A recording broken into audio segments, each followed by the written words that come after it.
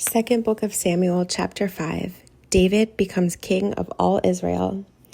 Then all the tribes of Israel went to David at Hebron and told him, "We are your own flesh and blood. In the past, when Saul was our king, you were the one who really led the forces of Israel. And the Lord told you, 'You will be the shepherd of my people Israel. You will be Israel's leader.'" So there at Hebron, King David made a covenant before the Lord with all the elders of Israel, and they anointed him king of Israel.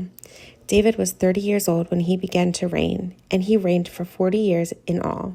He had reigned over Judah from Hebron for 7 years and 6 months, and from Jerusalem he reigned over all Israel and Judah for 33 years. David captures Jerusalem. David then led his men to Jerusalem to fight against the Jebusites, the original inhabitants of the land who were living there. The Jebusites taunted David, saying, "You'll never get in here. Even the blind and lame could keep you out."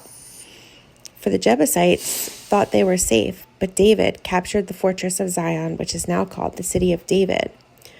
On the day of the attack, David said to his troops, "I hate those lame and blind Jebusites.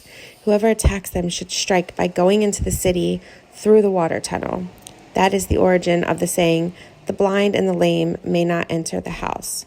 So David made the fortress his home, and he called it the City of David.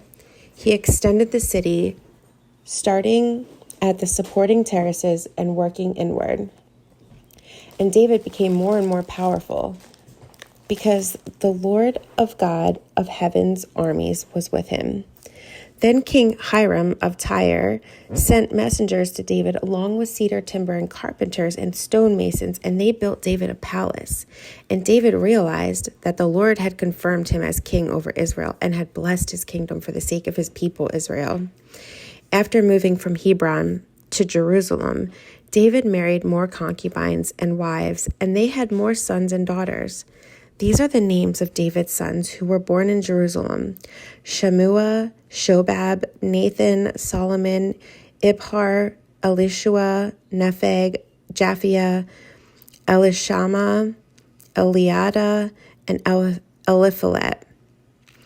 David conquers the Philistines. When the Philistines heard that David had been anointed king of Israel, they mobilized all their forces to capture him. But David was told they were coming, so he went into the stronghold. The Philistines arrived and spread out across the valley of Rephaim. So David asked the Lord, "Should I go out to fight the Philistines? Will you hand them over to me?" The Lord replied to David, "Yes, go ahead. I will certainly hand them over to you." So David went to Baal-perazim and defeated the Philistines there. "The Lord did it," David exclaimed. "He burst through my enemies like a raging flood." So he named that place Baal-perazim, which means the Lord who burst through. The Philistines had abandoned their idols there, so David and his men confiscated them. But after a while, the Philistines returned and again spread out across the valley of Rephaim. And again, David asked the Lord what to do. "Do not attack them straight on," the Lord replied. "Instead, circle around behind and attack them near the poplar trees. When you hear a sound like marching feet in the tops of the poplar trees, be on the alert. That will be the signal that the Lord is moving ahead of you to strike down the Philistine army." So David did what the Lord commanded, and he struck down the Philistines all the way from Gibeon to Gezer.